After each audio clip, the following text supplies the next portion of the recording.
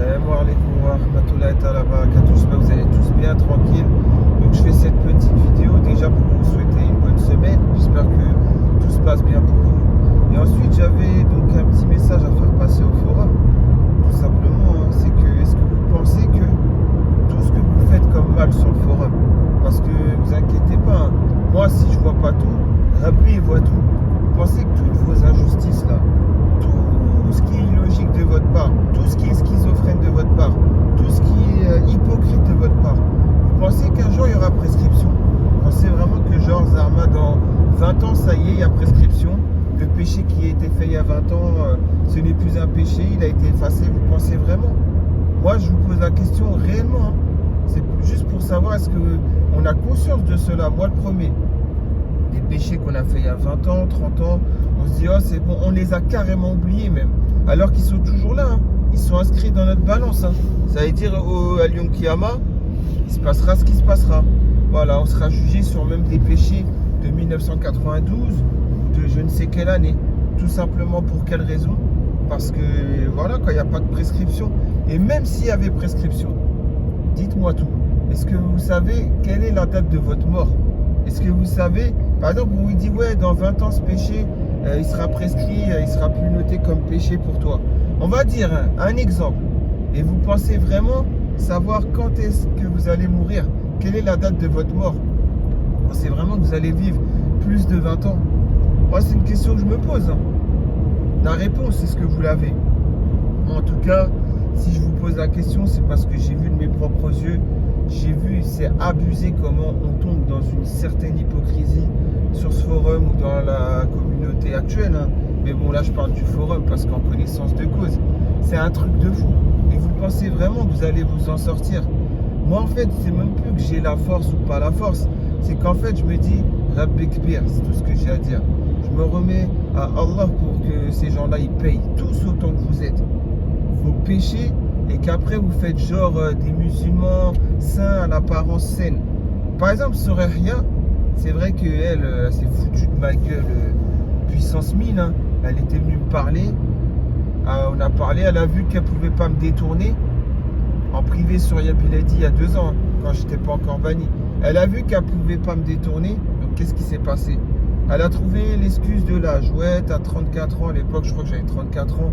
Ouais, t'as 34 ans, c'est trop vieux et tout. Sans que je sache que son ancien pseudo, c'était Kassiulenka. Quand j'ai su que c'était Kassiulenka, son ancien pseudo, j'ai vu un post qu'elle avait fait où elle était en couple, en plus même pas mariée, hein, en couple, avec un mec de 34 ans. Plus tard, j'ai appris qu'elle sortait avec Septime, la cinquantaine. Sortait, hein, ça veut dire pas mariée, rien. Tout ce que l'islam interdit. Mais en fait, je n'en veux même pas elle. Pourquoi? Parce qu'elle n'a même pas l'apparence d'une fille musulmane. Elle a carrément dit qu'elle est sortie de l'islam. Elle était déjà schizophrène envers Allah. Donc elle a déjà un poids lourd envers Allah. Cette schizophrénie qui fait qu'elle en est sortie de l'islam. Maintenant, il y en a d'autres, ils ont tout à l'apparence du musulman.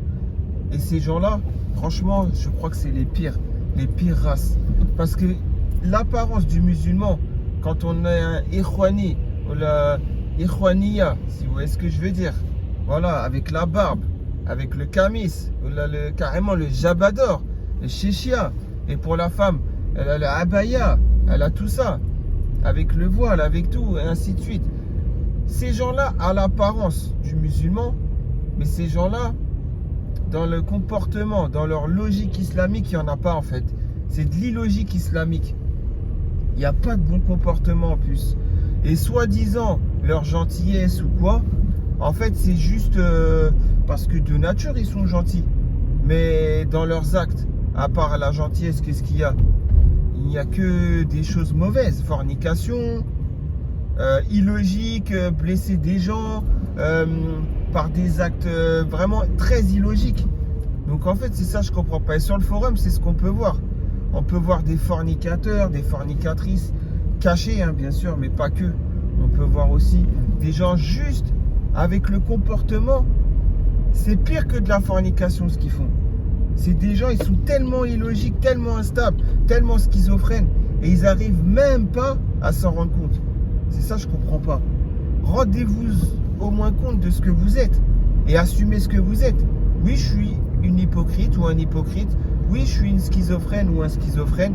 Oui, tout ce que je fais, c'est illogique. Oui, je suis hypocrite envers Allah. Au moins, Soraya, au moins, je peux pas lui enlever ça. Elle est honnête. Elle le dit clairement. Je suis pas croyante. Je suis sortie de l'islam. Parce que mon comportement, il n'est pas en adéquation avec l'islam. Au moins, Soraya Miraculous 21, elle est plus sincère que certains qui se disent musulmans et qui ont l'apparence du musulman. Subhanallah. Après, il y a d'autres catégories de personnes qui l'assument être des gens mauvais, mais croient qu'ils vont être sauvés et guidés, un peu comme le travelo. Mais ça, c'est encore un autre problème. Ça, c'est facile de déceler ces gens-là. Et par contre, ils doivent payer ces gens-là tôt ou tard. Mais pour ce qui est de ceux qui font semblant d'être des musulmans, qui font semblant d'être irréprochables, ou en tout cas, c'est eux les victimes, soi-disant, et ainsi de suite. Moi, je parle de ces gens-là, quoi. Bah, ces gens-là, ils payeront. Ils payeront. Moi, franchement, je suis fatigué de ces gens-là. Voilà, ces gens-là, ils méritent tout le mal. Mais après, je me dis, moi, je sais rien, ce que je vais leur faire un petit pincement, ça va être quoi? Ça va être rien. Je laisse Rabbi se charger de ces gens-là. Quand Rabbi va se charger de ces gens-là, fin de l'histoire, ce qui vont leur arriver. Après, ils se plaignent qu'il leur arrive que des malheurs et tout. Mais leur comportement, leur schizophrénie, leur mensonge envers Allah, leur ruse, ils essaient de... Vous pouvez ruser l'être humain, mais vous ne pouvez pas ruser Allah Tabaraka Ta'ala. Bah vous, là, je parle bien de vous, ces gens-là. Je vous laisse, parce que c'est Allah qui va se charger de vous. La vérité, moi, je suis dans mes invocations, Al-Adiyat, quand je fais Al-Adiyat, mes invocations, là, je suis virulent et je demande que vous payiez. Et ça sert à rien que je vous le dise sans face, que vous allez payer ou quoi. Oui, vous allez le payer, mais ça sert à rien que je vous le fasse payer moi, en fait. C'est ça que je veux dire. Rabbi va se charger de vous, Inch'Allah. C'est tout ce que j'ai à dire. Et pour les croyants sincères, aussi peu que vous soyez, continuez à être sincères. Continuez à œuvrer dans le bien. Continuez à faire le khair. La vérité, continuez et sachez une chose, c'est qu'on est minoritaire. Parce que moi, je m'inclus dedans. Pour quelle raison? J'ai fait du mal à personne. Moi, pour quelle raison? J'ai joué avec personne. Moi, quand j'appelle un chat, c'est un chat. Je ne vais pas appeler un chat en aboyant ou en disant qu'il faut qu'il aboie. Ou vous savez très bien de quoi je veux parler. Il ne faut pas faire semblant de ne pas comprendre ce que je dis. Mais bon, il n'y a pas de souci. Moi, je comprends tous les langages. Quand vous aboyez, quand vous miaulez, quand vous croissez, quand tout, je comprends votre langage. Je le comprends, mais je fais semblant de ne pas comprendre. Voilà. Moi, je ris doucement au fond de moi de vos mensonges. Je ris doucement au fond de moi de vos agissements qui sont contradictoires avec l'islam. Je ris doucement de vos agissements où vous essayez de ruser Allah, mais vous n'y arriverez pas, tout simplement. Même moi, vous ne me ruserez pas, parce qu'en fait, j'en ai rien à faire maintenant. Mais ça ne manque pas que un pseudo-congolais imam et un travelo payeront. Après, si ça va me mener à d'autres personnes, ils payeront aussi. Parce que vous savez, quand on est en face de personnes et qu'on leur demande de délier leur langue, sur Internet, ils ne le font pas, mais en réel, ils le font, on est d'accord. Donc voilà, quoi, je vous dis à tous une très bonne journée. Portez-vous bien. Et puis, pour ceux qui ont calomnié sur moi, pour ceux qui ont essayé de ruser avec moi, pour ceux que si, ça, je vous dirais une seule chose, continuez.